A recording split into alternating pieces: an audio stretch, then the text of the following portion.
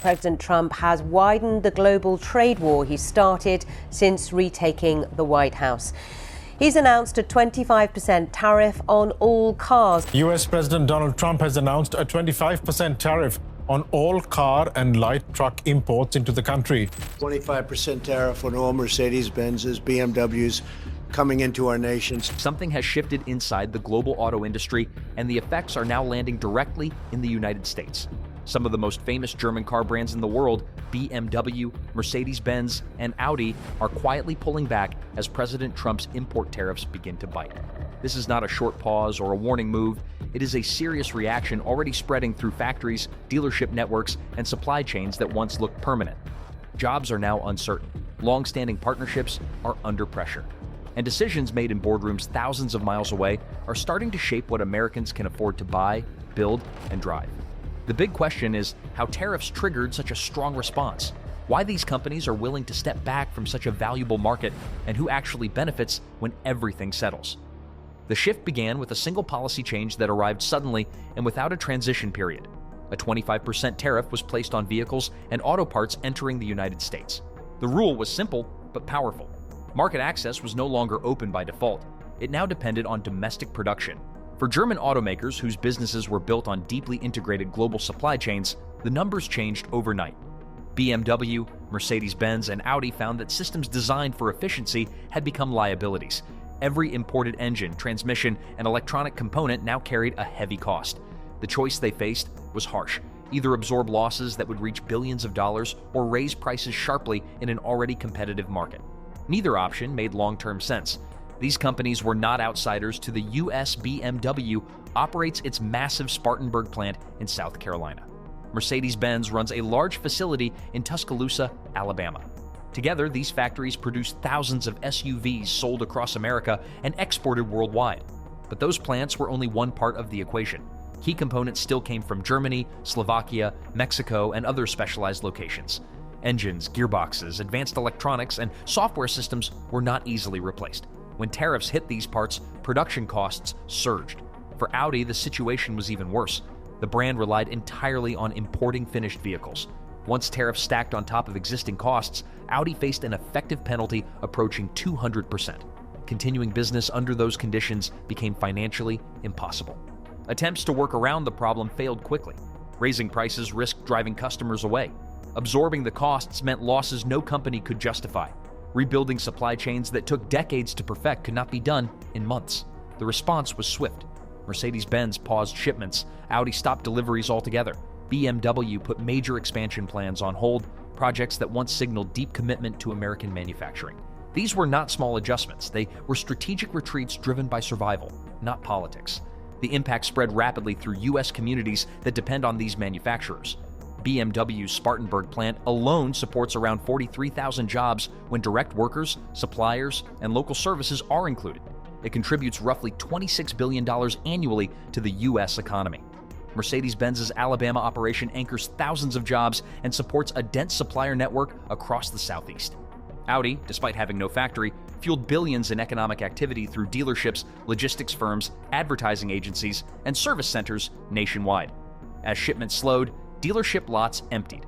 Prices became unpredictable. Customers worried about parts, warranties, and long-term support. Local dealers struggled to explain what was happening as uncertainty spread. The supplier ecosystem felt the shock even more sharply. More than 2,500 American companies supplied parts, tools, software, and services to German automakers. Many built their businesses around these contracts. When orders were canceled or delayed, layoffs followed quickly. Some suppliers shut down entirely. Others began exploring relocation overseas just to stay connected to their partners. Exports also took a hit. Vehicles like the BMW X5 and X6, built in South Carolina and shipped globally, lost competitiveness abroad. Analysts estimate roughly $15 billion in lost U.S. auto exports linked directly to the disruption. Overall industry losses are projected near $45 billion. A policy designed to protect American manufacturing ended up weakening jobs, exports, and innovation networks. As the U.S. market grew more difficult, other doors opened elsewhere. China emerged as the clearest alternative. It offered scale, stable policy, and strong incentives, especially for electric and luxury vehicles. Announcements followed quickly. Mercedes-Benz revealed that its next-generation electric platform would debut in China. BMW broke ground on a major new facility in Chengdu. Audi expanded partnerships with Chinese technology firms and opened new research centers in Shanghai and Shenzhen. This shift was not just about assembly. Design teams, software engineers, and autonomous driving research moved with it. The long-term impact of that move is significant. Cars designed and tested primarily in China will reflect local infrastructure, regulations, and consumer preferences. Over time, those standards shape global markets. The next generation of German vehicles may carry engineering DNA developed largely outside American influence. That means the U.S. risks losing not only manufacturing jobs, but also leadership in defining future technologies like battery systems, digital platforms, and self-driving software. For China, the arrival of German expertise strengthens its push to dominate luxury electric vehicles. For the U.S., it marks a shrinking role in shaping the future of mobility. American automakers did not automatically benefit from the exit of German competitors. Companies like Ford, General Motors, and Stellantis still rely heavily on imported components, including semiconductors, battery cells, and advanced electronics. Tariffs raise costs across the board. Ford estimated a tariff impact of about $1.5 billion. General Motors withdrew earnings forecasts altogether, citing uncertainty. Planning long-term investments became difficult in such an unstable environment. Another consequence was reduced competitive pressure. German brands have long set benchmarks in performance, infotainment, efficiency, and interior design. Their presence pushed American companies to improve. With that pressure reduced, innovation risks slowing. Filling the premium segment left behind is also difficult. Brands like Cadillac and Lincoln continue to work on their luxury image, but replacing decades of German prestige takes time, stability, and heavy investment. Conditions now in short supply. International trade tensions added another layer. The European Union views the tariffs as a direct threat, especially to Germany, where automotive exports are central to the economy. Germany exported over 3 million vehicles globally last year, many to the U.S. Retaliatory measures remain under discussion. Other countries are racing to secure trade deals to protect their industries. The global trade environment is becoming fragmented, with stability valued more than efficiency. Supply chains are steadily shifting toward Asia.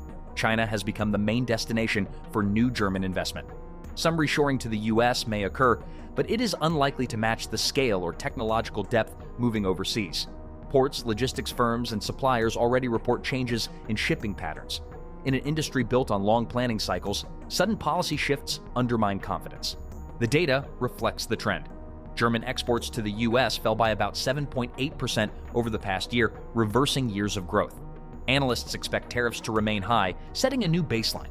Even after a revised DEU-US agreement in August established a 15% import rate, pressure remains intense. Other sectors suffered as well. Machinery exports declined, partly due to a 50% U.S. tariff on steel and aluminum.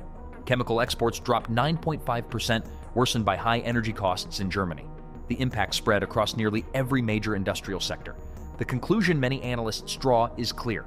Europe must reduce dependence on the U.S. market and diversify trade aggressively. Preventing new tariffs, finalizing stalled trade deals like Mercosur, and building partnerships with fast-growing markets such as India and Indonesia are no longer optional. In a fragmented global economy, resilience depends on diversification. The retreat of BMW, Mercedes-Benz, and Audi from the U.S. is not just about cars disappearing from showrooms. It reflects deeper shifts in power, influence, and industrial strategy. Domestic manufacturers face pressure to invest faster and smarter in a volatile environment. Policymakers face the challenge of balancing short-term goals with long-term competitiveness. The race to define the future of transportation is moving forward, and leadership will belong to those who offer stability, scale, and clear direction. The choices made now will decide who sets the rules and who follows them.